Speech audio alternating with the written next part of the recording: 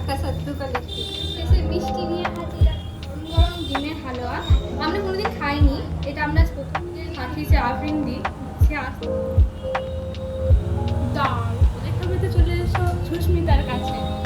আফরিনের জন্য সত্যিই খুব খারাপ লাগছে, কারণ ও আসতে পারলো না। আলুর দম, আলুর পরোটা গরম গরম, বাসন্তী পোলাও, মিষ্টি নিয়ে এসেছি, পায়েস এনেছি।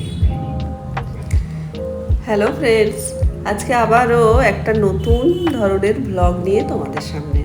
আমার মেকআপ ব্লগ তোমরা দেখেছো রীতিমতো, তো আজকের ব্লগটা তোমরা দেখলেই বুঝতে পারবে এটা একটু অন্য টাইপের। আমার স্টুডেন্টদের অনেক দিনেরই ইচ্ছে ছিল যে ওরা একটা ছোট্ট মিনি পিকনিক টাইপের করবে, যেটা ক্লাসে। তো আমি সেটাতে আর আপত্তি করিনি। এই প্ল্যানগুলো কিন্তু ওরা নিজেরাই ভেবেছিল, আমি কখনো ওদের বলিনি। তো ওদের কথাতেই বরং আমাকে রাজি হতে হয়েছে।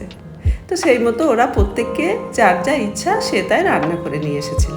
তো তোমরা তো শুনতেই পেলে কে কী রান্না করে নিয়ে এসেছে। আর তারপর পরিবেশন করানোর দায়িত্বটাও ওরাই নিয়ে সুন্দরভাবে প্রত্যেককে আলুর দম দারুণ পোলাওটা ওরা এক এক করে খাচ্ছে আর রিভিউ দিচ্ছে নিজে থেকেই। আসলে সবার রান্না তো দারুণ মিষ্টি, কাটার থেকেও ভালো। প্রত্যেককে ঘরোয়া রান্না তো, ঘর থেকেই দু একজন মিষ্টি এনেছিল শুধু, ব্যাস এটুকুই।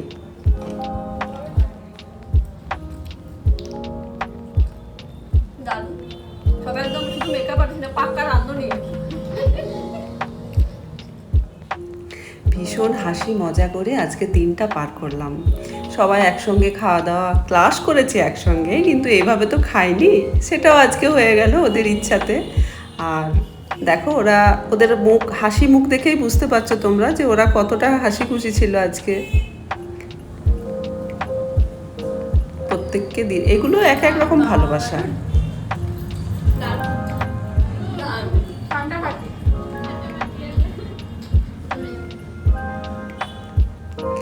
এইভাবেই হাসতে খেলতে ক্লাসগুলো কখন যে কিভাবে শেষ হয়ে যায় আমরা বুঝতেই পারি না। পরীক্ষণেই যখন শেষের দিক, তখন কিন্তু কিছুটা মন খারাপ হয়েই যায়। সবার খাওয়া প্রায় শেষের দিকে, তবুও কমপ্লিট করতে পারেনি। হালুয়া, পায়েস এগুলো একদম লাস্টে খেতে হয়েছিল। ডিমের হালুয়া খেলাম, কেমন লাগলো? একদম হালুয়া প্রথমবার এত সুন্দর লেগেছে কি বলবো। কেননা আর জায়গা ছিল না। খাওয়ার পরে ওরা নিজেরা তো সেলফি, রিলস, কেউ কেউ নাচ, এইসব নিয়ে ব্যস্ত হয়ে পড়লো।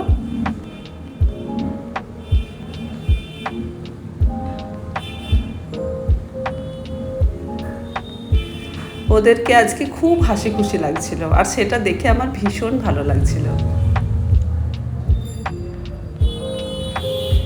ওদের চিনতাম না, জানতাম না, ওরা কেউ কাউকেই চিনতো না, কিন্তু এখানে এসে কিভাবে যে পরিচয় হয়ে গেল ক্লাসে।